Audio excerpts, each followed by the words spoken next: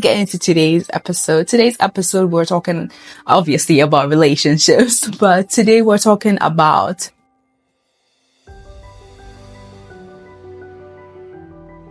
why we get into relationships, right? That's right.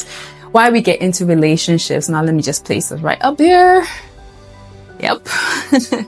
Okay, why we get into relationships. Now, my generation, Gen Z, whatever, Gen Alpha, technological era, we are a lot. And I'm not saying this with a lot of pride because of how relationships are being viewed and how relationships are going in this era. Let me say that relationships these days is just sad. We have people entering relationships just because they are bored. We have people entering relationships just because family has deemed it to be so. We have people entering relationships because it's fashion. And we have people who are in relationships just to get, the fleshy desires going on. And I haven't listed any reason that is actually right. Let me just say one thing. I was listening online, to one of the preachers. I forgot who I was listening to because I listen to a lot of these people, and she was sharing on how relationships are a very key part of the human life.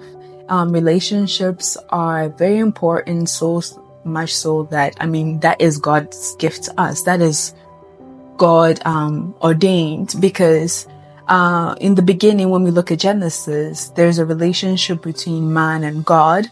There's a relationship between man and creatures and the nature that God had created. But then we seem to take it so lightly. And unfortunately for us too, we have relationships where people are just I'm just talking about the negatives right now.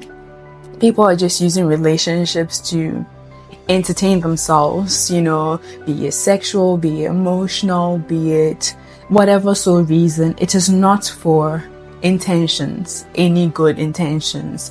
But when we look into the Bible, biblically, relationships did have a deep meaning. Relationships did have intentions. There is no relationship without an intention, be it good or bad, and I'm looking more into romantic relationships today, where